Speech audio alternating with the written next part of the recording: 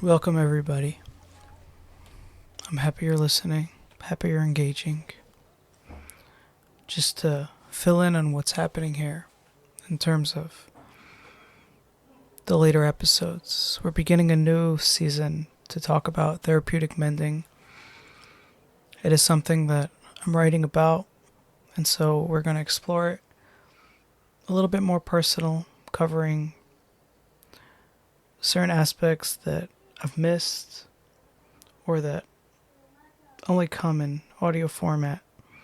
But either way, enjoy listening, and if you have questions, comments, please let me know.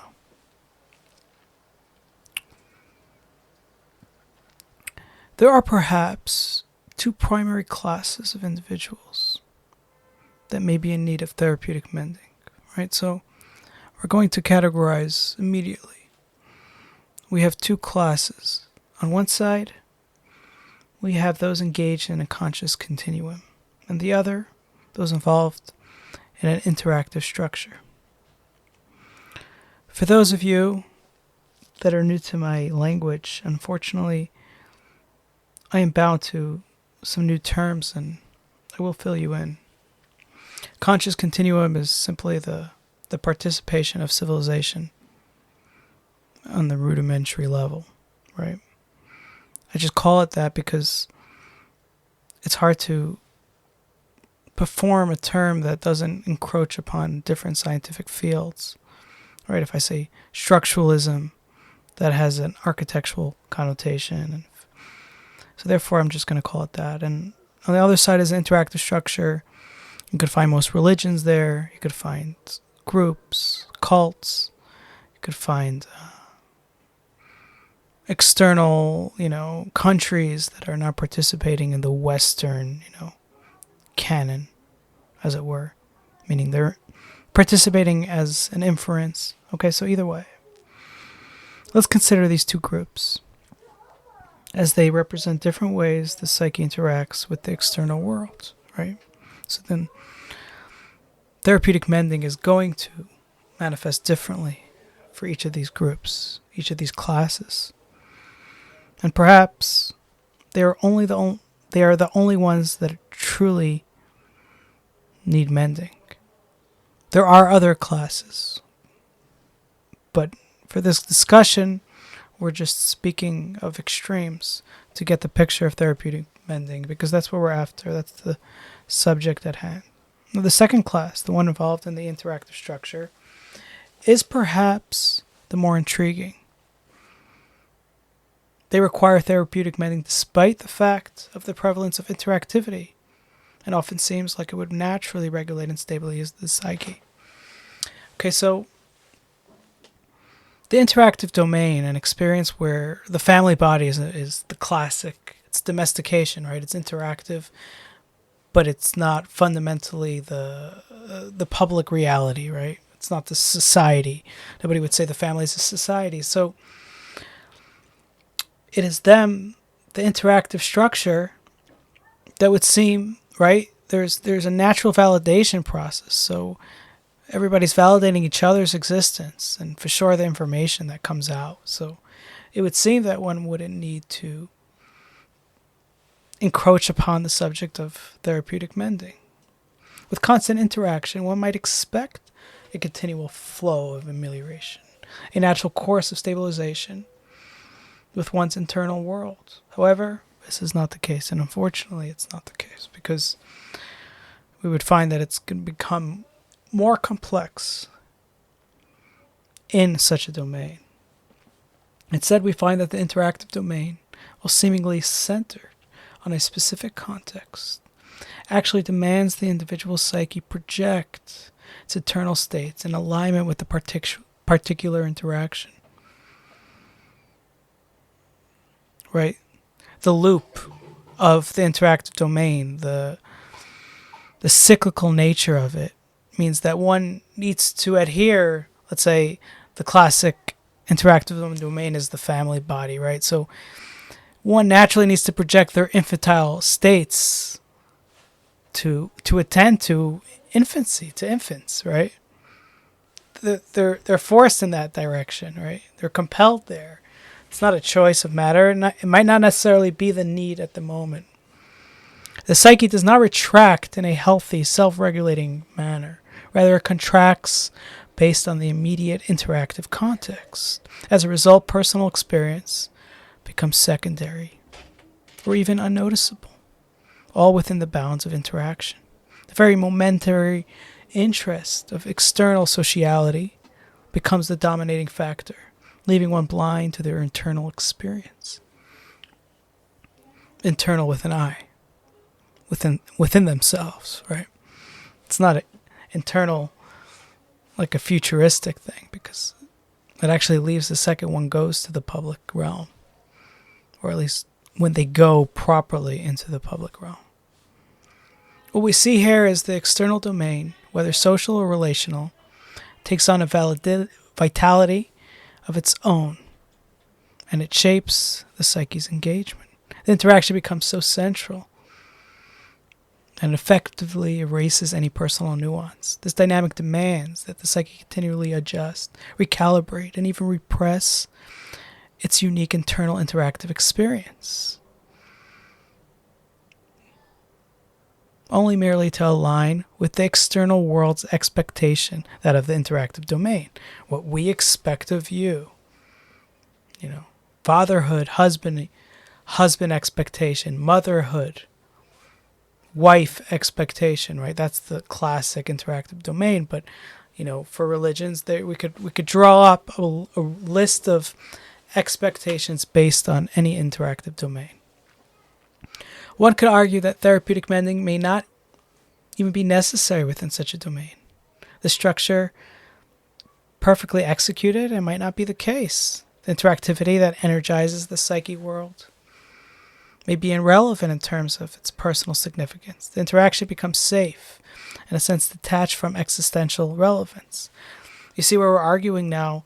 Instead of needing to deal with the personal interactivity that has nothing to do with this domain, instead we created a safe space so that it might not be necessary, for there's no exposure and thus no need. You found safety. The individual psyche is repressed and reorganized so that the genuine personal experience does not disrupt the flow of interactivity. We found the perfect safe place, and so there's no need to deal with reality nor with the personal realm.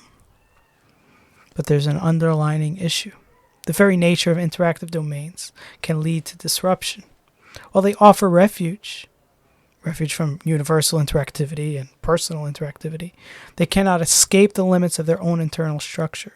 The tension, the boundary between the interactive domain and the larger world, that of religion and that of public, creates the need for mending.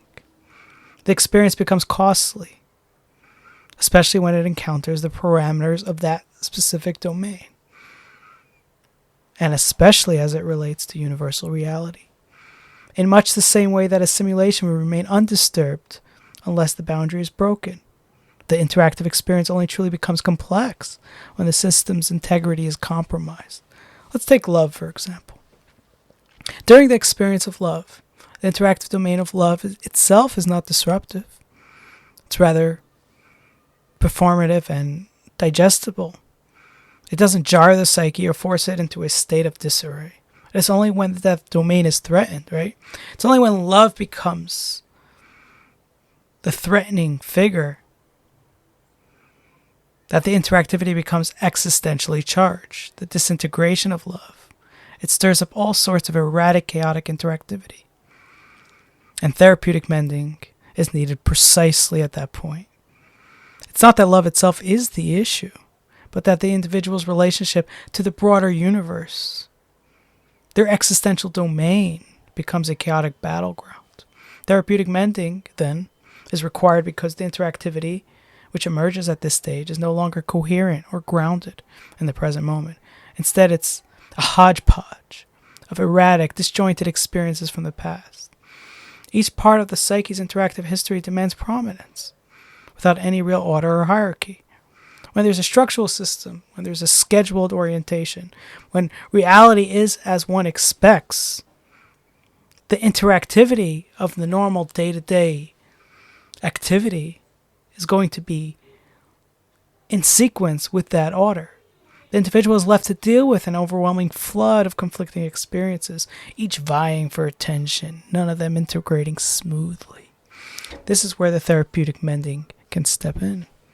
To take all these disparate, erratic parts of psyche and reassemble them in a coherent, sequential manner. It's as if we're piecing together a puzzle where each erratic interactive aspect must be realigned into its proper place. Without such a process, these chaotic elements would continue to disrupt the psyche, forever pulling attention away from the present moment. Now let's consider why this process is natural, and in some cases and manual in others, right? When someone is deeply embedded in an interactive domain, say in love, right? The interactivity of that domain naturally works to align the psyche. The present moment, the intensity of the experience, brings everything into a certain harmony. Right? The specific interactivity of that domain gives credence to all other, hateful or resentful aspects of interactivity and subdues them. Like the ancient proverb noted that when there's love, nobody sees the hate. Only after do we notice the already brimming hate that coincides with all emotion, with all unity of emotion. The psyche is automatically guided to integrate its interactive demands all under the umbrella of that domain. It doesn't require conscious effort, all because the contextual structure of love creates a guiding force. And when someone exits that domain, when they move away from love or from any structured domain, they become exposed to a far broader landscape of interactions. In this case, manual intervention becomes the necessity, all to reign in the chaos. The individual has to consciously integrate these varying experiences and mold them into a coherent narrative. And when they fail to do so, when they fail to mend at that point in time, they could essentially be stuck for years on end. Perfect for if there's a possibility of the romance to be recreated, but terrible for the functionality of continuing life. Without this effort, without the effort of consciously performing the mending process, they risk falling into erratic, fragmented interactivity, pulled in every direction by the vast, undefined social and existential landscape which surrounds them. The key difference here is the level of contextual regulation. In love, for instance, there's an implicit structure, a set of boundaries that help guide the experience. There's an understood social framework that regulates how love unfolds. This context prevents the experience from becoming disordered. But once that context is lost, when love ends or when social norms no longer apply, the structure unravels. The loss of context opens the door to erratic interactivity. This is why therapeutic mending is a more deliberate type of activity, and it is needed when we leave structured domains or lose the social context that regulates our interactions. And I would put as a side note that it's actually what's needed all day. It's only that we have mechanisms to protect us. But it is rather the case that one should leave those mechanisms so they can take in the existential and personal realm that requires attention. The absence of context allows erratic, universal interactivity to flood the psyche. We are forced to confront it. When we stay within a regulated interactive domain, when we stay inside, in the comfort zone, in the safe zone, we avoid that chaos. To wrap up, it is possible to live within these structured interactive domains, yes. Always within the safe, regulated context, so that therapeutic mending is never needed. One can go a whole lifetime such as this. If one can always remain within these safe confines, they will never face the disruptive force of universal interactivity. But here's the catch. If one ever questions or moves beyond the domain, they'll be thrust into the realm of erratic interactivity where therapeutic mending becomes a conscious, deliberate necessity. And I might add that if one ever had the experience at any point in their life, they can never find safety in these interactive domains. It's only if they're born and raised in these structures, because at some point or another, that memory will come to haunt them. Ultimately, therapeutic mending is about the integration of these disparate interactive elements, the reconciling of past and present, the realignment of the psyche's internal experiences, all into a coherent, present-focused state. Whether it happens naturally, as in the case of love, or requires conscious effort, as with the breakdown of interactive domains, it is the key to overcoming the chaos and finding balance again, and especially healthy social interactivity. Thank you for joining me today as we we've unpacked this complex notion of therapeutic mending and interactive domains. It's clear that our relationships with these external structures, the domains which we engage, play a crucial role in how we maintain or disrupt our internal harmony. As always, if you enjoyed this episode, don't forget to subscribe, participate, give me a comment. Until next time, take care of your psyche. Be mindful of your domains. Let me know if you'd like to make any adjustments.